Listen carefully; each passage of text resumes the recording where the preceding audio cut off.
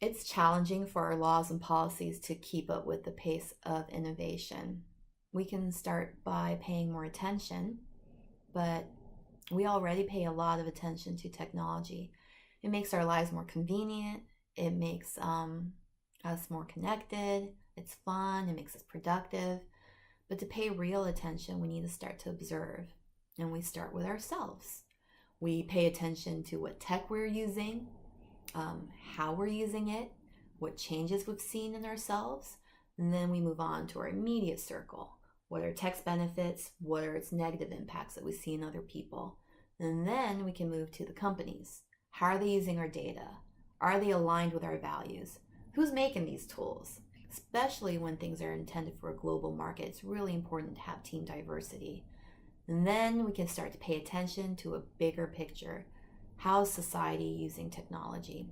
If we take just algorithmic decision-making tools, for example, they're used in absolutely everything, and there's not a lot of accountability or transparency, and they're often wrong. They're used when we apply for jobs. They decide who gets to see our resumes. They decide who gets to get a loan, who gets into a school. They're used in law enforcement. They determine what neighborhoods to police. They're used in criminal justice, determining who gets parole. And then when we bring our full attention to this, I think it's really impossible not to be concerned with how AI systems are being integrated into our lives when we have just begun to study their societal impacts.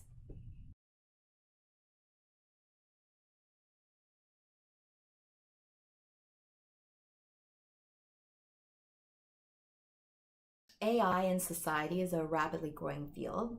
There are many incredible people and institutions working on core problems: fairness, transparency, accountability, governance, the future of work, etc.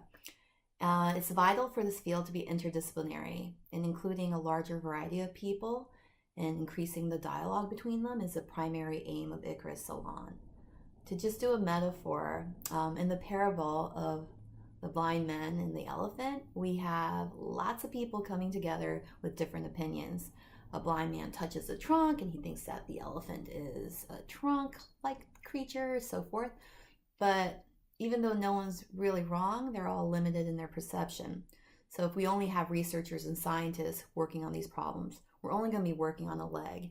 And if we only have government and policymakers or academia working on this, then we're only going to really reveal like a tail and part of a torso. And AI impacts everyone, and everyone needs to be at the table to solve it. What's missing when we're looking at this great big elephant is greater communication and collaboration between everyone, feeling out the different areas. And then also we need a full 360 degrees of a variety of people around this elephant. We need more artists, we need more students, we need employees from every type of job, we need more social scientists, we need everybody.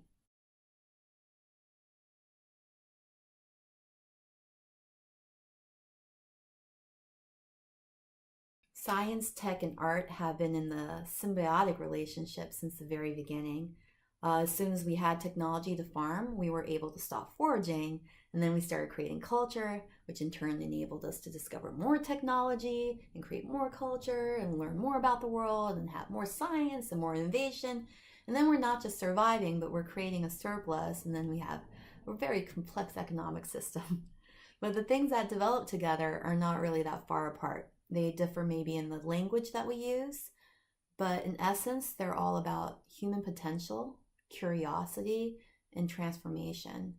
Even the word technology comes from the Greek word techne, which is a word for craftsmanship and art. It's sort of like a philosophical vessel for the craft. And I think these lines are blurring more now that the pace of technology has increased and these things are getting closer together.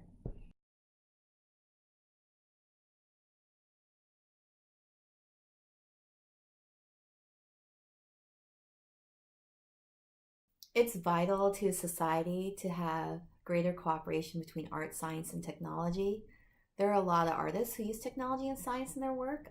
It's both a tool and it's a topic of exploration. Likewise, many scientists and technologists are pushing the limits of what can be done creatively. At Pier 9, we saw creators who did not even want to be called artists, And we saw researchers who just discovered that maybe their work could be considered art. These places of research and innovation and businesses really need artists embedded in the process. I loved the old residency Bell Labs did. They used to bring in artists like Rauschenberg, and they're still doing that. They still have artists working with researchers. We've also seen other corporate fellowship and residency centers at Google and Adobe, in addition to Autodesk. And we've also seen private institutions who fund collaborative experiments between artists and scientists. These fellowships are successful for what their intention is, which is increasing creativity or pushing possibilities and maybe getting some new insights. But I don't think that even that is enough. I would really like to see teams at every innovation center go a little bit further and have truly interconnected artists and scientist teams that integrate their ideas and don't just borrow concepts.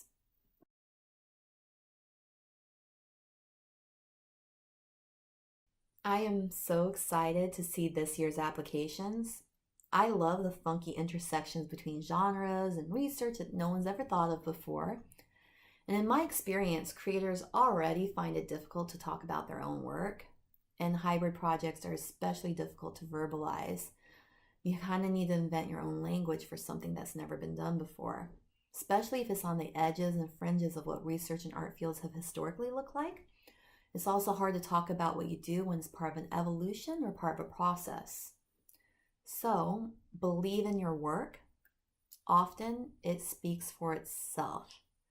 But if you are stuck, then ask people who are familiar with what you do for feedback and how to improve your documentation. And I wish you the very, very, very best of luck.